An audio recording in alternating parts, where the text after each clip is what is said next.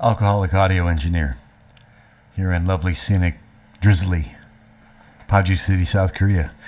How I incorporated an A-flat Korean shaman gong into a song that's in the key of B minor. All right, so I guess first you have to understand why the pitch, the note A-flat, doesn't work in that key, or at least not in this song in that key. There's another kind of song where it might work, but not in this song. And I'm going to try to give you a sense of why. All right, so first of all, here's the gong. Once again, it's a beast. I'm just going to very lightly tap it, but that doesn't really... to really hear it, you have to whack it. And it bends and it does all kinds of crazy stuff. Here's what it sounds like when it's hit a little bit harder. This is, from the audio project. This is from the track. I've turned off all of the everything in the Pro channel. Now everything in the effects rack. Let me see. Everything off. Fin micro. That needs to be off too. Wait a minute. Yeah. Okay. So this is the way it sounds.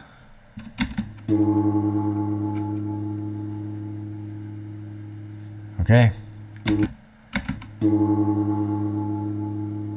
You can hear there's other things besides an A flat coming out of it, but the fundamental pitch, it's an A flat. All right. And so here's a B minor chord. I'll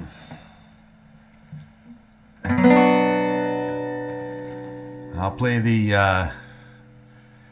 A flat again. B minor chord.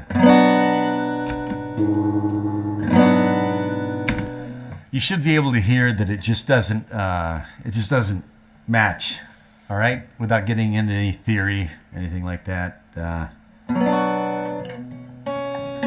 Let's see, higher octave, but that's an A flat. There's the chord. It's like, okay, so what? A is the in the B minor scale. So A is the seventh of a B minor scale, right? Which is a flat seventh of B major, but seventh of a B minor. So A flat is a flat seven in a B minor scale, and that's another thing, okay, so like that could work in jazz or another kind of song, but not in this kind of song. A flat just doesn't feature, unless maybe if I want some kind of dissonance or something, but it's just not what I want. It doesn't work. So, but A works. So where's the A? Let's see. So there's the A. Where A really works is in the bridge. There's D. There's an A. That's our A, right? There's our A flat. So here's an A chord.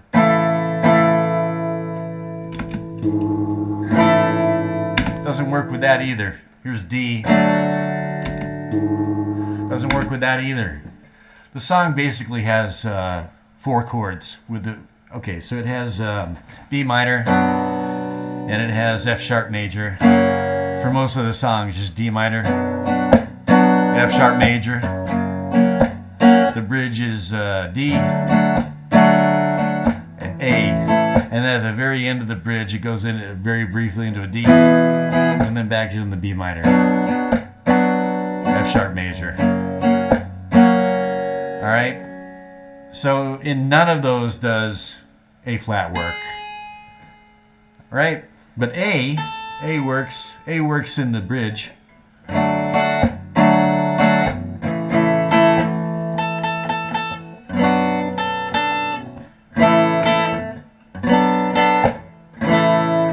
Okay, so A flat doesn't work, but I wanted to use the gong, and I did. And so how did I do it? That's the purpose of this video tutorial, just in case you want to know such things, how such things work. I think it's pretty interesting. So first off, I'll just, short answer is pitch shifter, okay?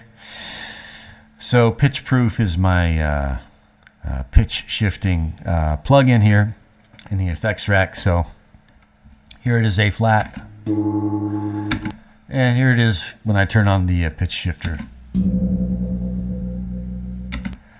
And as the name of the track here indicates, this plug-in is being used to change the pitch of the gong to a B.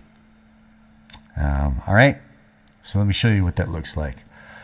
I open pitch proof, and here is where you can change the pitch of whatever signal that you're sending through it, and you can specify the change in pitch by semitones. In the Western scale, the Western chromatic scale, 12 semitones, right? So 12 semitones up, that's an octave up. 12 semitones down, that's an octave down. 9 semitones down from A flat is B, right? Down, in a lower, toward a lower octave. And I think it's 3 semitones up is the higher octave B, right? So that's basically how I'm achieving this. But that's not all. I wanted to use this gong. I wanted to make it an integral part of the whole song, and I wanted to make it do something that a gong, especially a gong of this type, you wouldn't never think that it would ordinarily do. It doesn't ordinarily do. So let me just go ahead and just going to go ahead and enable all the plugins once again. Turn everything back on. Let me see here. Pro channel. Okay, global on. And what else? Got to do my sends. My bus sends. Let me see. Yeah, it's going to 2 buses, reverb and gongs. Let's see. Yeah, on and on. All right. And I'm not gonna let you hear what that sounds like solo, because it doesn't sound very good solo. Well, I guess I will let you hear what it sounds like solo, which doesn't sound very nice solo, but it works in the mix. So there's another thing to remember. Sometimes things don't sound very nice on their own, but that's for a purpose. Sounds good in the mix. The way it's buried and the way it sits and the way it kind of pokes out.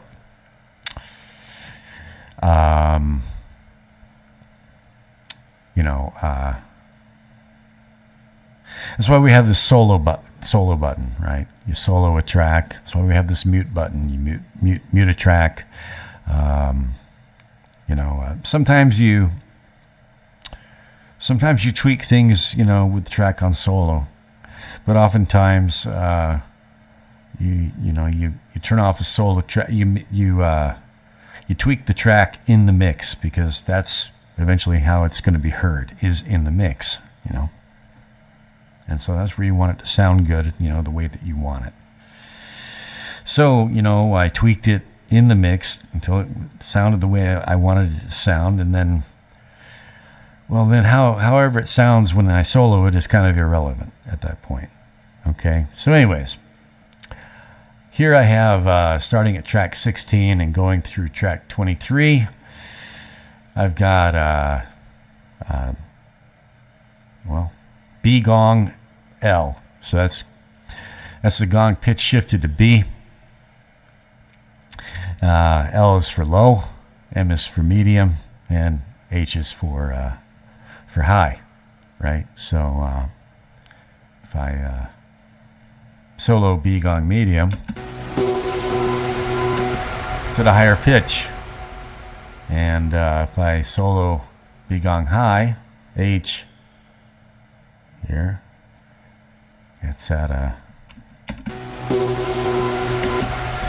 kind of sounds the same solo, but in the mix, you can, yeah, well, they're all sounding at once, so it's complicated.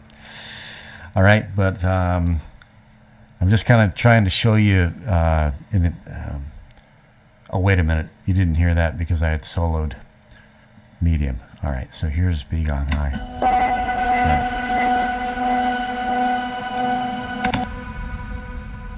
Yeah. Might as well listen to all of them together. Soloed low, medium, and high.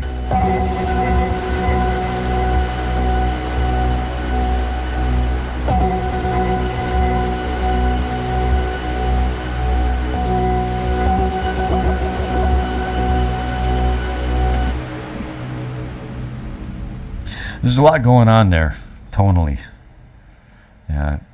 frequency-wise, pitches and all that.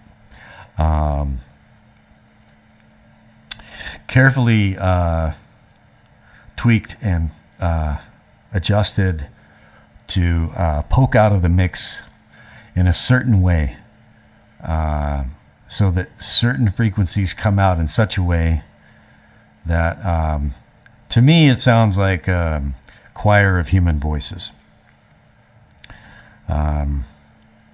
That's what I wanted to achieve, and in my opinion, that's what I achieved.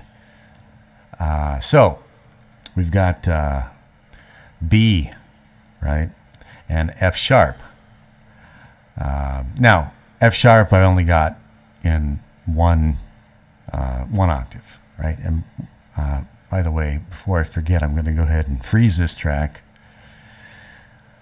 I already did a longish tutorial on track freezing and how to do it and why we do it. And not to forget that we have done it, because that can lead to disastrous consequences. Not disastrous, but unpleasant consequences. All right, so freezing that track, going down. So the B and the F, that goes with the B minor chord and the F sharp major chord, which that's most of the song. And then we got our low, medium, and high D, and A, again in one octave. The reason why F sharp and A are only one octave, well, I wanted them to poke out in a way that was different from the other notes. It's a simple reason why. Anyway, now maybe just okay. So that finished freezing. Okay, I'm gonna let's see. You heard those soloed. Now listen to the D low. Oh, wait a minute. Oh, that's right. That's in the bridge. Only in the bridge. Okay, where's the bridge? Bridge is about right here. Am I in the right place? No. Hang on, let me zoom out. So I zoomed out too far. All right. Yeah, more about it.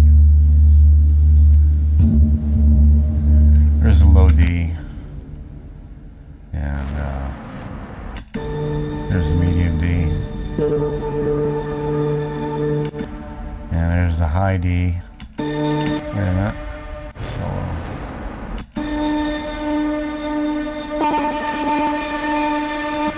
And then all three of them together.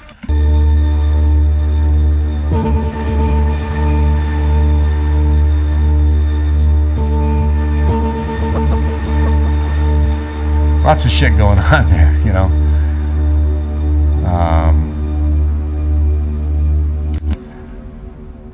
Very ethereal. So some of the jagged frequencies that you're hearing there when they're soloed, they don't come out that way in the mix once again. So just really quick, some details about well, duplicating and sort of logistically how I did this. So obviously all of these, there was one original gong track. All of these were duplicated from that one original A-flat gong track. And the rest of it was, yeah, I'm not going to get too much. If you ever decide to do something like this, you're going to run into logistical puzzles and challenges. You know, you have to figure it out. And I think in these tutorials so far, I think I've shown you pretty much every skill that you would need to put together to figure out how to accomplish these tracks in the most efficient manner possible. All right. So yeah, if you understand what the pitch shifting plugin does, and you're able to count the semitones, think in terms of the semitones. So the way that goes is this. So for example, let's go back to our low B here, and I'll open pitch proof. -9 semitones. So we start with A flat, and it goes like this, right? So here's A flat, right? Well, we start A flat like this, and one semitone down from A flat is G, okay? And then F sharp, and then F, and then E, and then E flat, right? And then D, that's 6, D, C sharp, C sharp, C, B. All right, that's 9 semitones down from A flat. You get a B. Conversely, if you want the higher B, you start with A flat, and one semitone up from A flat is A, and then B flat, and then B. That's 3. That's 3 up. So, you know, if you don't know how to, all you have to do, if you don't know anything about this, all you have to do is just get on the internet and type in the Western chromatic scale and look at it, and you'll see what it's composed of. You know, semitones are half steps, and it just so happens that between B and C and between E and F is one semitone. All the others, it's like, for example, there's A, one semitone up from A is B flat, one semitone up from B flat is B, but then one semitone up from B is not B sharp or C flat, it's just C. And one semitone up from E is not E sharp or F flat, it's just E to F. And that's just the way it is. You know, there's no explanation for it that I know of, just the way it is. And so that's how I did it. So I guess, you know, this is not going to be a long video. But it's just one way to use a tool called a pitch shifter. There are other ways. For example, in the other Gorilla project that I did before this one, which is much bigger, and one thing that it has this one doesn't is it has an extended guitar solo. Let's see, after the bridge, there's an extended guitar solo, and which I kind of I did it in such a way that it sounds kind of like a synthesizer part. But what I did was I used the pitch proof, same plugin, the harmonizer slash pitch shifter. It's a pitch shifter, but it's also called harmonizer because you don't have to. You can, if you know what you're doing, you can set the semitones, for a given note to create a harmony with that part. Okay, and then you can use this. This is the detune knob. Okay, so the gong is not precisely A flat, very close to A flat. It's just a tiny bit flat from A flat or sharp. I can't remember which. Anyway, the detune allows you a little bit of pitch control, sharp or flat, right? That was the setting for this gong to get it to through the plugin to produce the right pitches for the song, for the mix. And then of course you've got your blend knob right here, which on all these I've got it set to wet, which means 100% processed pitch shifted signal. But in the case of the guitar solo, it's taking the guitar signal, the original note, and it's doubling it, and it's taking the doubled signal and pitch shifting it to a harmonic, right? And then so the blend knob is if I blend it 100%, then all you're hearing is the doubled and pitch shifted signal.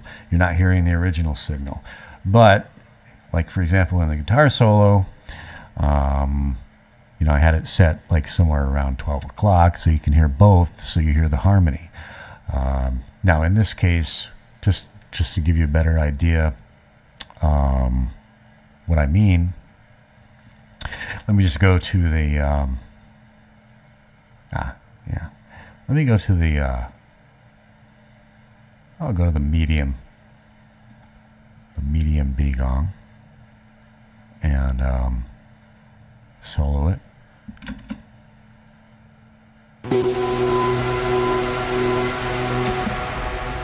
Sounds monstrous, doesn't it? Right, so pull up. Okay, I don't have the pitch shifter on this one because it's a workflow thing. This one I did a mix down. I processed this track with the pitch shifter when I mixed it down so that I didn't need the pitch shifter in the effects rack. Okay, I forgot about that. Just a workflow thing. If you were doing this, if you were trying to accomplish the same thing, you'd run across the same issue. You'd probably come to the same decision and you'd do it the way I did it. So B gong high, I'm going to do that instead. Solo it. And right, that's the same gong. All right, same gong, same signal. Now, in order to show you how this works, I'm going to have to unfreeze the track and pull up pitch proof here. All right, so let's see. I need. I don't have enough room on the screen. All right. Well, you're not going to see the waveforms as we do this, but I guess you don't really need to. So, all right. fundamental, as you can see in this window here, right? It's not dead on B the whole time, but look.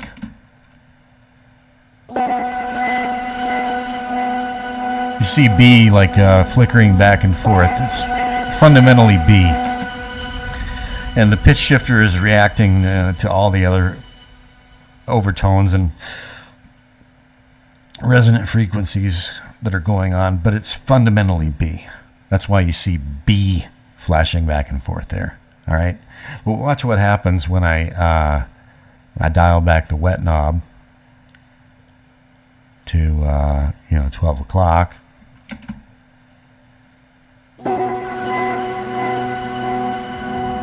You can hear that A flat in there. And if I take it down still more, you hear more of the A flat. And when I take it down to dry,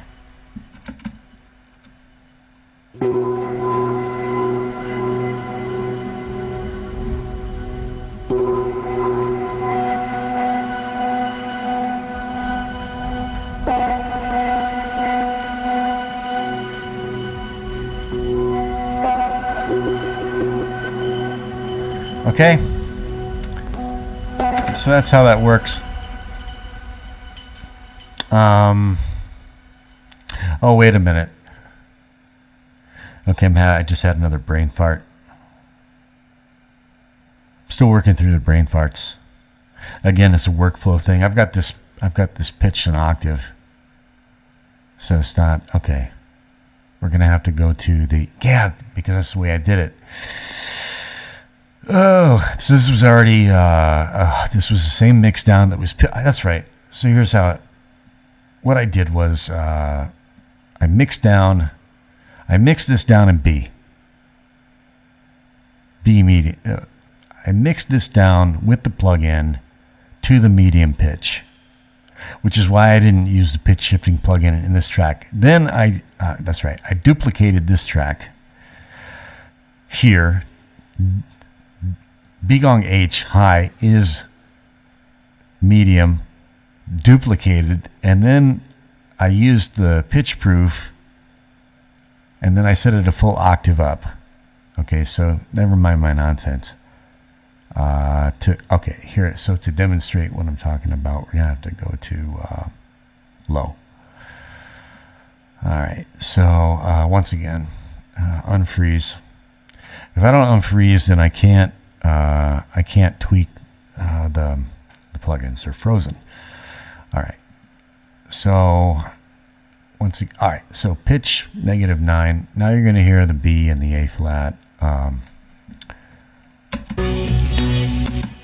got to solo it. Hang on. All right. Solo.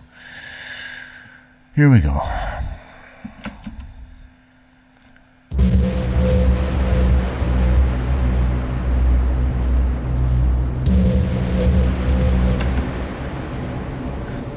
Once again.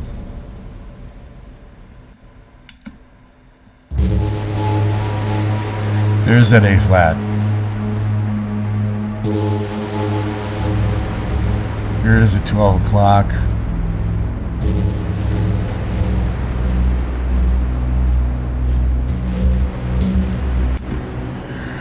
Let's use this. This hit is louder. Here's another thing I have to do. I didn't hit the gong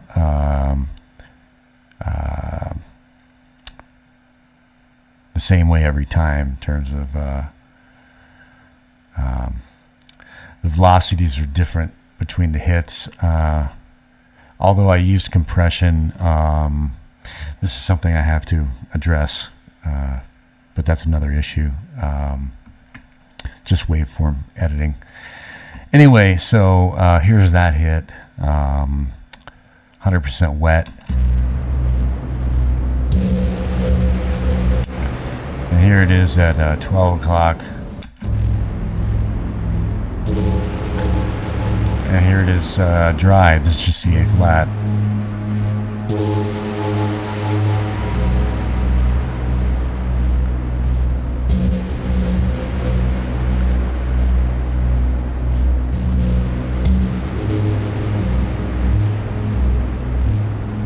So remember, it was you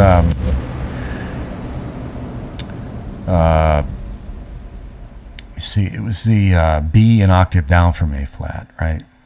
So I can start this this hit on dry, and you'll hear the A flat. I'll twist the knob up to 100% wet. You can hear it.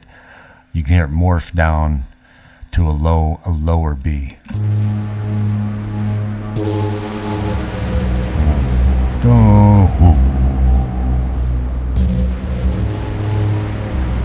Right?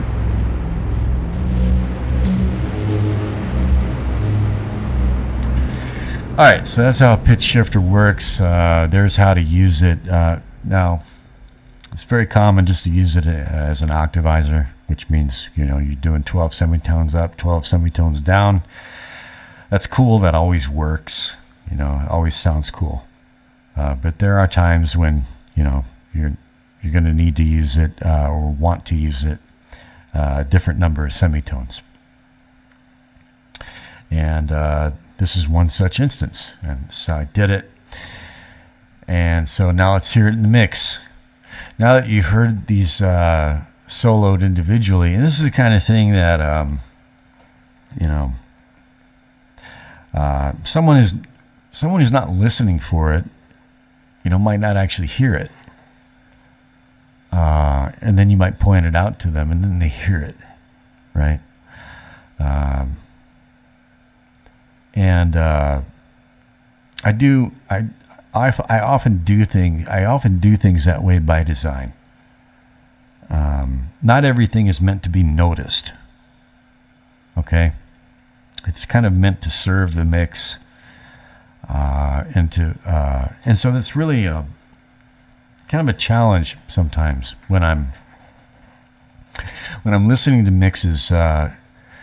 It can be a challenge to force myself not to listen to certain things, not to listen for certain things, to kind of filter them out, as it were, kind of relax my mental focus and just try to hear the general sound all at once as if I didn't know about that thing.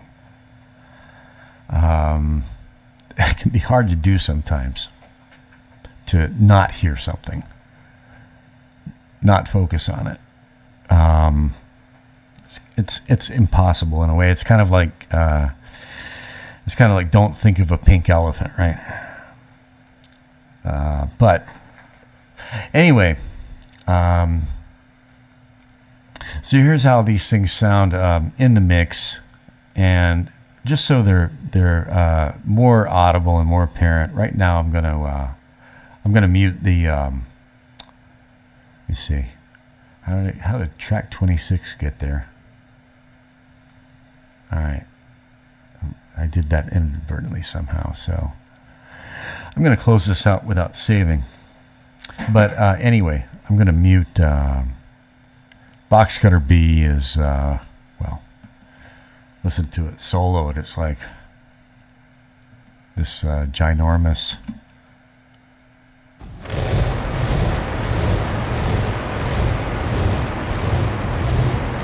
And actually, I think I want to.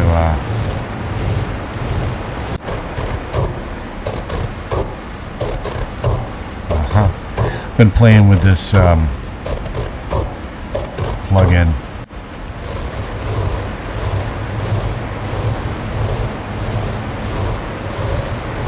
Hang on.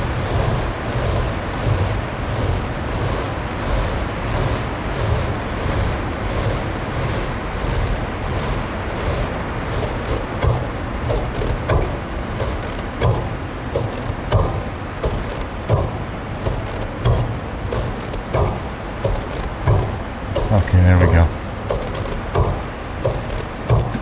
Anyway, that's massive. I'm trying to tame this. I did that with a box cutter. I did a video on it. A box cutter that what is it called? You stick it out and retract it with a slider that makes a clicking sound. Here's the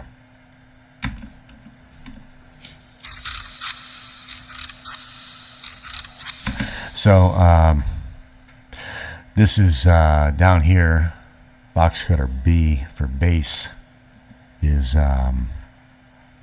same signal, but as you can see, Gray On is another pitch shifting plugin. I just preferred it for this this application, and I shifted it down 4 octaves. I used this plugin 4 times in series to take that clicking sound 4 octaves down to produce drum sounds. And anyway, back to the gongs. So right now I'm very much concerned that I don't want this new low box cutter drum track to drown out what's going on with the gongs. All right, so I'm going to mute this track, and we're just going to hear it, you know, before I added it, what the gongs are doing. Can you hear it?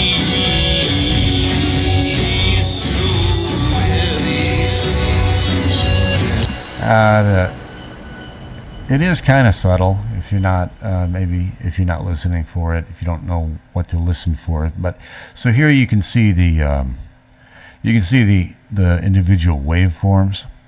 All right, for the well, there's B gong high. That's just that's all you really need to see. But why not? Let's just okay. So there they are. There's B low, mid, high, and F sharp. Okay, and as you can see, the F sharp peaks are offset with the B peaks because it's going B, F sharp, because you know, the guitar part, or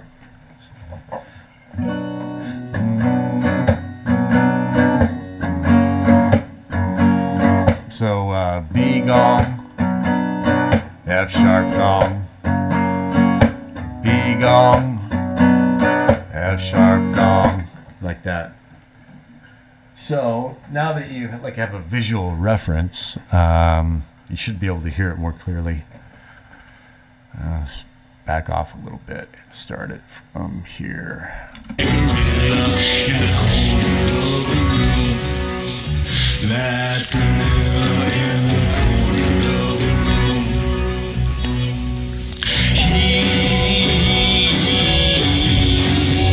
He's so heavy. He's so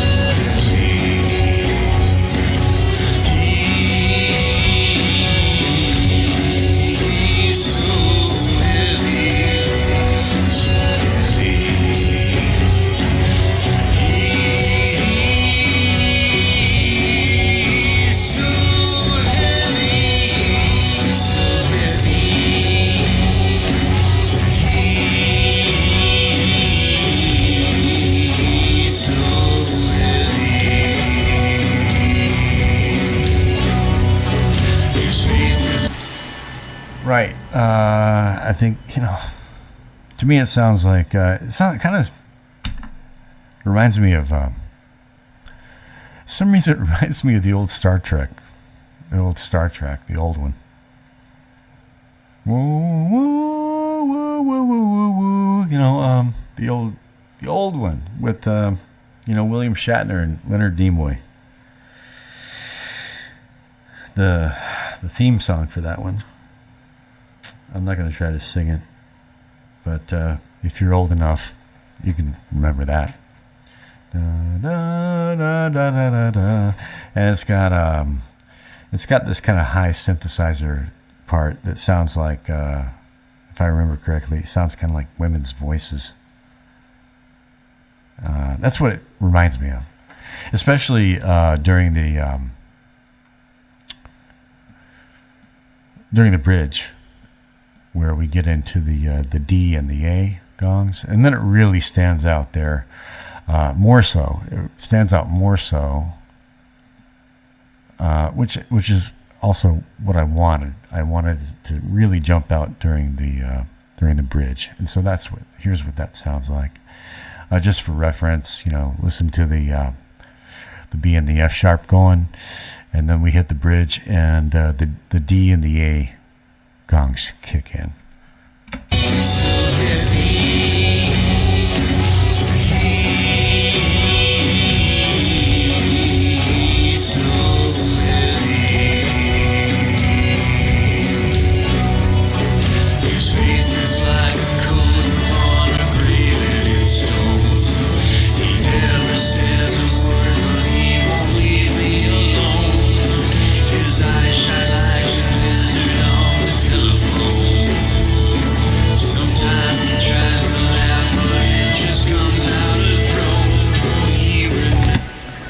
As you can hear, it doesn't.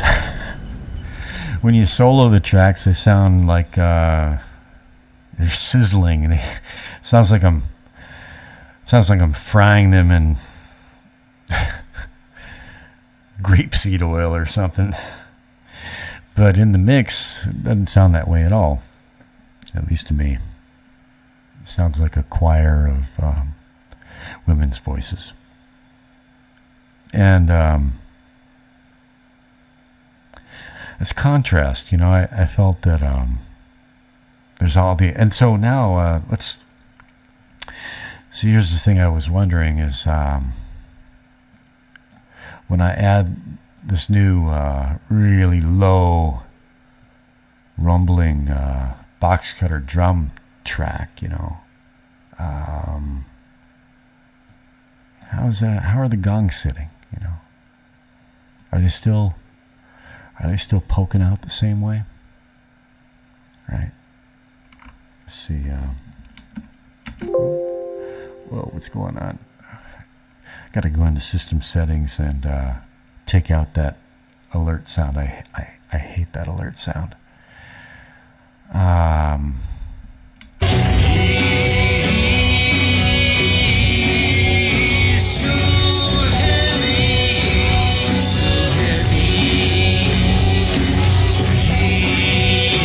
Okay, so you can clearly hear him there. Now I'm going to, oh wait a minute, yeah, I'm going to unmute these new drum sounds that I made with the box cutter, in true DIY fashion.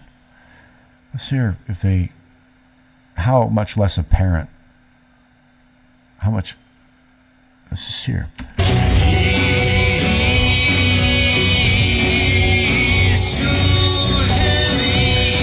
All right.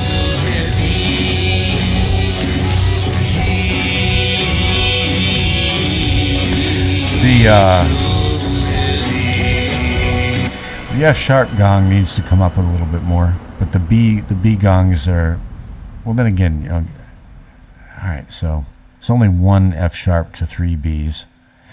So, I may go ahead and do 3 octaves of the F sharp and 3 octaves of the A.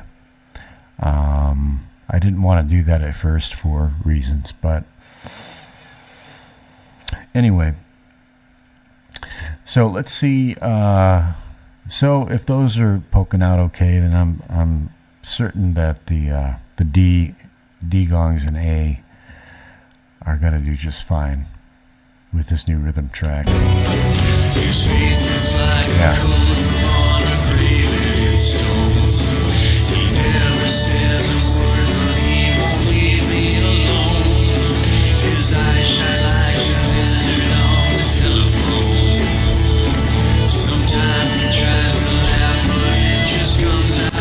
Earlier I had those new box cutter B drums, and they were too loud. I had to dial them back quite a bit. I think too much. I think I compensated too much. So now I got to bring them back, but not too far, right? But that's what mixing is all about, So muted, these things are. Let's hear them. Now, one reason that the gongs are still poking through so nicely is I've got them, in terms of frequency bands, I've got them nicely separated. They actually, the gongs shouldn't be getting buried in any way. But sometimes, even though you think it shouldn't happen. Sometimes it still does happen. Let's see, solo, box cutter E, solo, D, A, D, D, D. Yeah.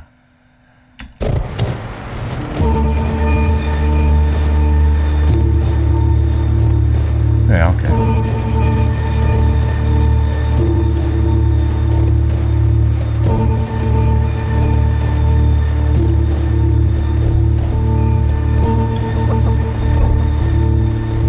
Oh, clipped there. Box cutter clipped. See that? Positive 0.3, 0.3. Not a huge deal, but as a general rule, it's something we don't want. So that's another little detail I'm going to have to attend to. Obviously not in this video, but yeah. All right. So that's how I got an A flat gong into a B minor song. And for those interested in this kind of work, I hope that this explanation was informative in some way, perhaps even helpful. And so I think that's about it for this one.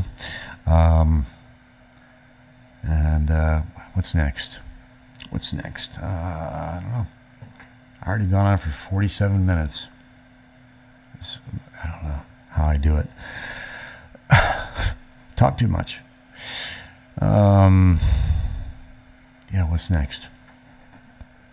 I feel like I'm kind of seeing the end of this coming into view. I'm thinking about adding a couple more sound effects. I've got a hear this. That's a little trash can with a, one of those little trash cans with a foot pedal that opens the lid. Just a clanking lid. The clanking lid would go right here. Let me see.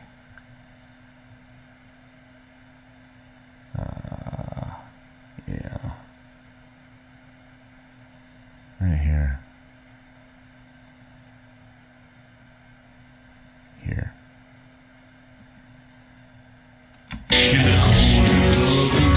Right there. The gorilla in the corner of the room. Clank. It just seems appropriate,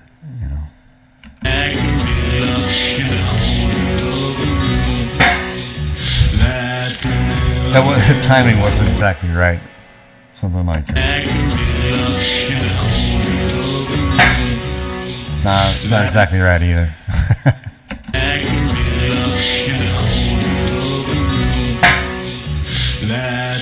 Something like that. Probably with an echo on it. It has to be just so, or it doesn't work. Little things like that. One thing that I am quite happy with in this mix is this track that I call Sky Cry. If we go back to the beginning, it kind of sounds like to me, it kind of, especially in the beginning when I first tracked it, it reminded me of like an oboe from that Sting album, Dream of the Blue Turtles. I don't know, for whatever reason, that's what it put me in mind of.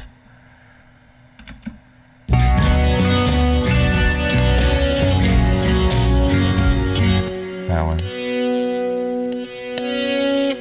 Sounds nothing like an oboe, really, but at all, but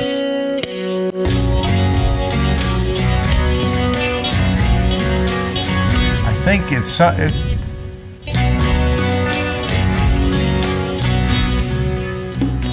I have had it up to here with all their fake ass flaws. I am nothing but a walking case of probable cause. I think it's what it does harmonically with the vocal melody. It does something harmonically with the vocal melody. I don't understand the theory of it, but without that, the song sounds really minor. It has a very minor sound. Even there's there's the F sharp major chord, but that F sharp major chord almost sounds minor in a way, in the context of the vocal melody. If I mute that track, Sky Cry.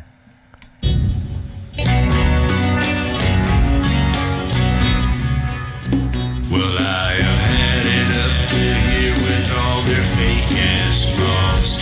I am nothing but a walking case of probable cause. Sometimes I think It's just a very straight minor vocal melody. Very minor, straight minor. Straight B, it's just straight from the B minor scale. But these intervals in the Sky Cry guitar track, they temper that minor feeling somehow, and they, like a Rick Beata would be able to say why it sounds. He'd say, well, it sounds more Mixolydian now, or something like that. I think he'd say something like that. If I had the knowledge of theory, I'd be able to say, I'd be able to say something like that. But that's what I suspect is going on.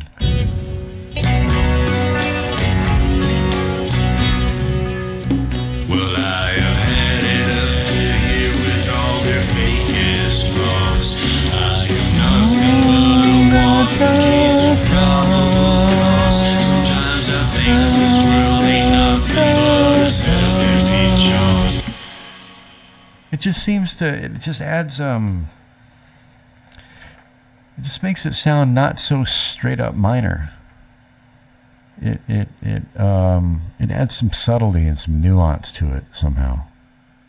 And I didn't do that on purpose. It was just kind of the first thing that I tracked when I turned on the audio interface again. I was just kind of going through presets,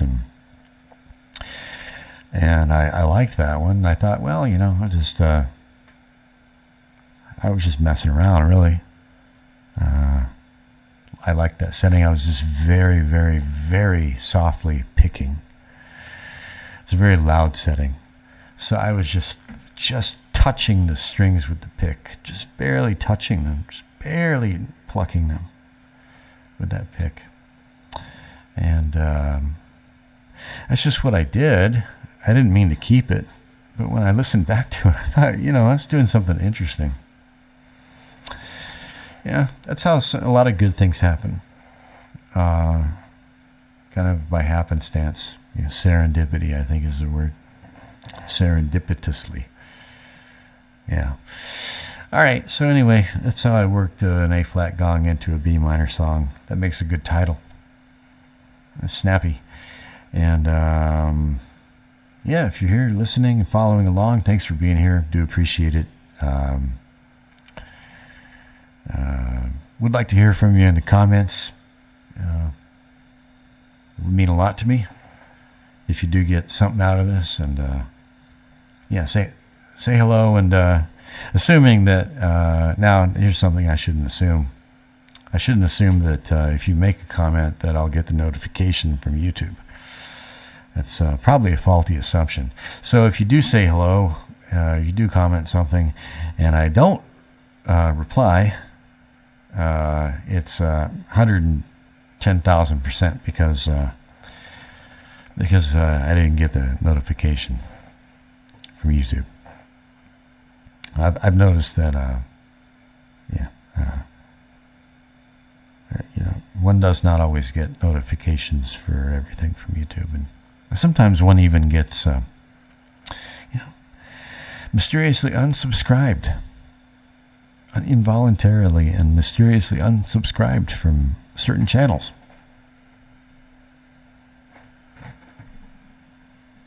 How does that happen? One can only wonder. Okay. Enough of me. Enough of that. I am the Alcoholic Audio Engineer. Wrapping this up in really And I mean it. Lovely, scenic Paju City, South Korea. It's not for everyone. Long-suffering Mrs. is still trying to adjust. She's a city girl.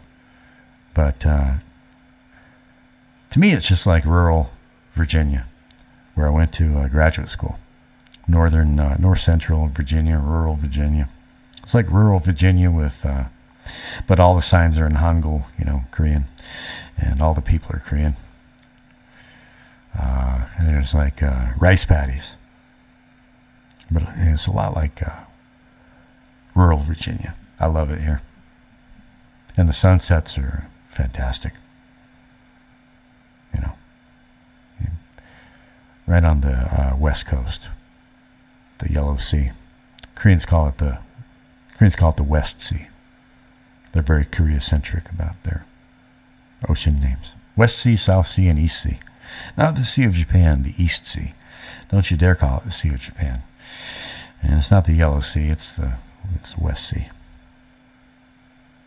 And wow. Amazing sunsets. Also, one of those fiery sunsets, like looking out over one of the rivers, watching that big fiery ball go down on the horizon. You can actually look straight at it. You do some sun gazing. I don't know if you've ever done any of that, but you could also swear that you're standing on the banks of the Mekong, like down in Laos, which is maybe my favorite place on Earth, Laos. Okay, well, anyways, that's it for now, and I don't know what I'm going to talk about next, but I'll figure it out soon. Over and out.